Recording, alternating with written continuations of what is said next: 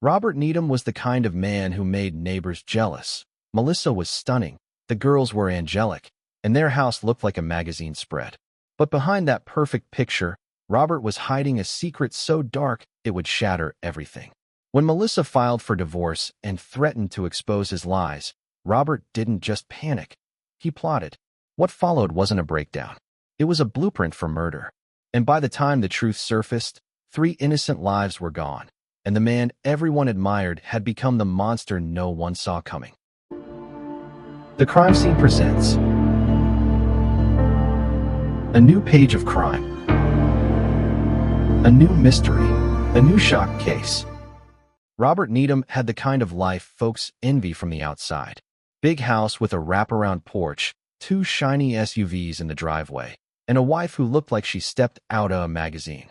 His daughters were the kind of kids that made strangers smile, always dressed cute, always polite.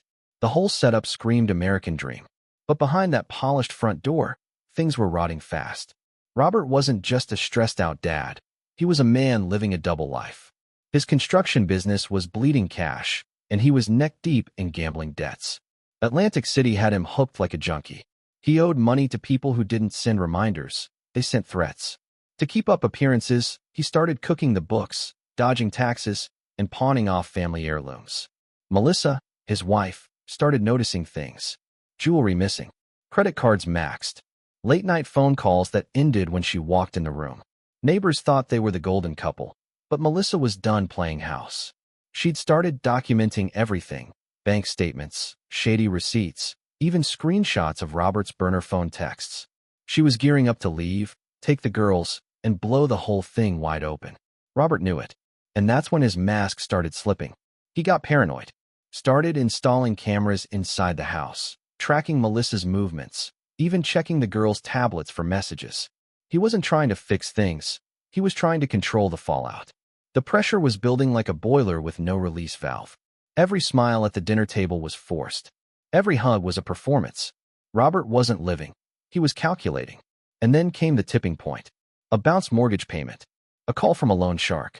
A text from Melissa's sister asking if she was okay. Robert realized he was out of time. The dream was over, and he was about to make sure no one walked away from it. Melissa Needham had mastered the art of curating perfection. Her Instagram feed was a highlight reel, sunset beach pics, birthday cakes with sparklers, matching outfits for the girls, and Robert always smiling like he had it all figured out. Friends called them goals. But behind the filters and hashtags, Melissa was living in a house of smoke and mirrors. The tension was thick, and the cracks were starting to show. Robert was slipping. His charm had turned cold, his patience razor thin. He'd come home late, reeking of whiskey and cheap cologne, brushing off questions with half-lies and fake smiles. Melissa wasn't dumb. She'd seen the signs: unexplained withdrawals, shady business calls, and a sudden obsession with locking his phone. She started digging, and what she found made her stomach drop. Robert was funneling money into offshore accounts, and worse, he was seeing someone else. Melissa kept quiet, but she was planning her exit. She'd already contacted a divorce attorney and was looking at apartments across town. She even started a private journal, logging every suspicious move Robert made. She knew she had to protect her daughters. But Robert sensed the shift. He noticed the cold shoulder, the locked bedroom door, the way Melissa stopped laughing at his jokes. And it made him spiral. He started love-bombing her: flowers, gifts, promises to change. But Melissa wasn't buying it. She was done playing house with a man who treated her like a liability. The girls, too, had started asking questions. Why does Daddy yell so much? Why did Mommy cry in the car? The illusion was crumbling, and Robert knew it. He wasn't just losing his wife. He was losing control. The perfect family image was a lie, and Robert was desperate to keep it alive. Not for love, not for redemption, but for reputation. And when reputation's all you've got, you'll do anything to protect it, even if it means destroying everything in your path. It was one of those cold, wet October nights where the rain hits different, steady, quiet, like the world's holding its breath. Robert Needham dialed 911 just after 9:30 p.m., voice shaky, claiming he'd come home to a nightmare. Said the front door was wide open, lights off, and his family gone. Cops rolled up fast, expecting a robbery. What they found was something else entirely. Melissa was in the master bedroom, lifeless, no signs of struggle. The girls were tucked into their beds like they'd gone to sleep and never woke up. No blood splatter, no broken windows, no forced entry. Just silence. The kind that makes your skin crawl. Robert stood outside, soaked in rain, trying to look devastated. But something was off. His clothes were dry. His shoes were clean. And his story? Already changing. He told officers he'd been out grabbing takeout from a spot across town. But his phone pinged near the house an hour earlier. Surveillance cams showed his truck circling the block twice before pulling into the driveway. No food bags. No receipts. Just a man with a shaky alibi and 3 dead bodies inside. The crime scene was too clean. No signs of a break-in. No valuables missing. The knife used was from their own kitchen. And the weirdest part? The girls had no defensive wounds. No signs they even woke up. Toxicology later showed traces of sleeping meds in their systems. Ones Robert had refilled just days before. Detectives started connecting dots. Melissa had filed for divorce that week. Robert had updated her life insurance policy. And the house. It was about to be foreclosed. The picture was getting clearer. This wasn't a robbery. It was a setup. A calculated move by a man who'd lost control and decided to erase the problem instead of facing it. The Needham case had just turned from tragedy to full-blown homicide. Robert Needham's story started unraveling the minute detectives stepped into his house. His voice was shaky, but his eyes were dry. He kept repeating the same lines. I just got home. I found them like this. I don't know what happened. But the evidence was already whispering a different story. His timeline didn't add up. His alibi was full of holes. And the crime scene? Too clean. Too quiet. Too staged. The surveillance footage was the first crack. Robert's truck was caught circling the block twice before pulling into the driveway, way earlier than he claimed. His phone pinged near the house during the time of the murders, not across town like he said. And then came the kicker. His fingerprints were on the knife. Not just on the handle, but on the blade. He said he touched it while cooking earlier. But the prints were fresh. No smudges. No grease. Just clean contact. Melissa's sister handed over a text that hit like a bomb. If anything happens to me, it's Robert. Sent 2 days before the murders. That message turned the case from suspicious to sinister. Detectives started digging deeper. They found Melissa's divorce papers, and signed but ready. They found a life insurance policy Robert had updated just weeks before. And they found a deleted search on his laptop. How to make someone sleep without them knowing. Robert tried to play the grieving husband. He wore black, cried at the funeral, even gave a shaky speech about loss and love. But behind the scenes, he was lawyering up, dodging interviews, and refusing to take a polygraph.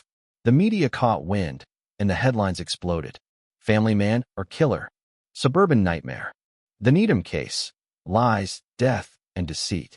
The walls were closing in. Robert wasn't just a suspect anymore. He was the center of a storm. And every new piece of evidence made it harder to believe he was anything but guilty.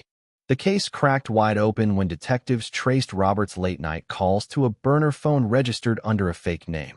That number led straight to a woman in Atlantic City, a cocktail waitress named Jenna who'd been seeing Robert for over a year. She didn't hold back. Told investigators Robert promised her a new life, a beach condo, and no baggage. Said he talked about his family like they were obstacles, not loved ones. She even showed texts where he called Melissa deadweight and said the girls wouldn't remember him in a year. Jenna wasn't just a fling, she was part of the plan. Robert had wired her money, paid off her car, and told her to stay low until things blew over. But the money trail didn't lie. Bank records showed Robert drained the family's savings account 2 days before the murders. He also cashed out a retirement fund and maxed out 3 credit cards. The kicker? Melissa's life insurance policy had been updated just weeks before, with Robert as the sole beneficiary. Detectives found receipts for sleeping pills, duct tape, and a new lock for the basement door, all purchased by Robert in the same week. He'd even Googled how to stage a robbery and how long does it take for sleeping meds to kick in. The evidence wasn't just stacking, it was screaming. Melissa had filed divorce papers that Monday. She hadn't signed them yet, but she'd made copies and sent one to her sister. She also left a voicemail for her lawyer, saying she feared Robert was planning something. That voicemail was time-stamped 48 hours before her death. Robert kept denying everything, but the walls were closing in. his mistress, his money moves, his digital footprint.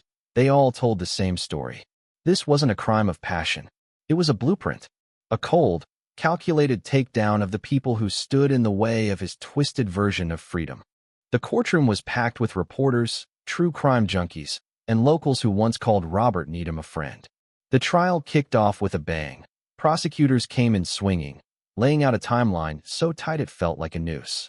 They painted Robert as a man who traded love for leverage, a husband who saw his family as liabilities. The jury watched every move, every twitch, every fake tear. And Robert?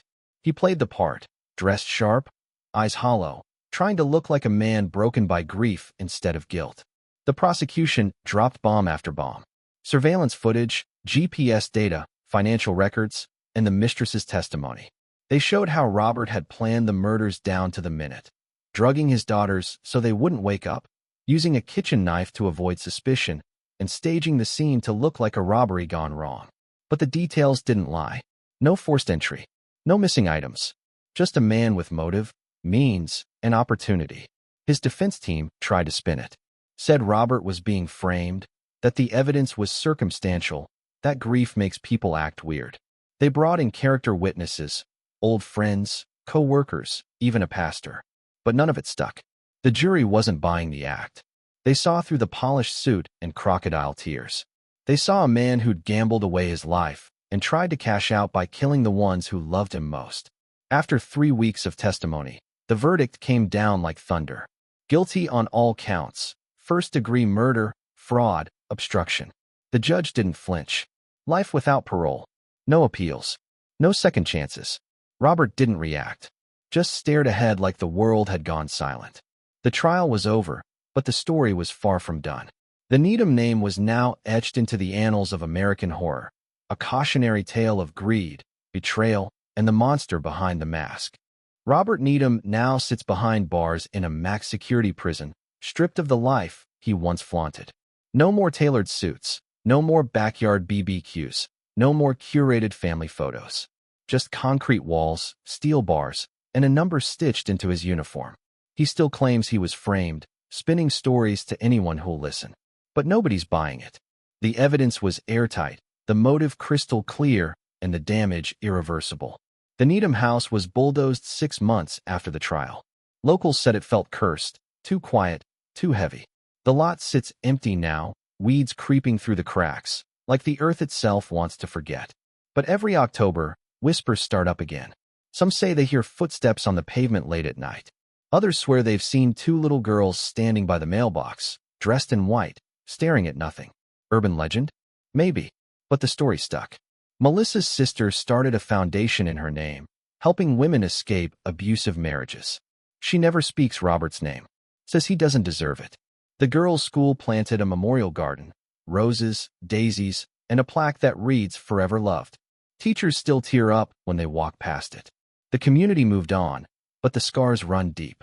True crime podcasts picked up the case, calling it one of the darkest family betrayals in modern history. Netflix even sniffed around for a docuseries. But the real horror isn't in the headlines. It's in the silence that followed. The birthdays missed. The empty chairs at Thanksgiving. The lives erased for a man's twisted idea of freedom. Robert thought he could rewrite his story, start fresh, walk away clean. But all he did was leave behind a trail of grief and a legacy soaked in blood. The Needham case isn't just a tragedy, it's a warning that behind every perfect picture, there might be a monster waiting to strike.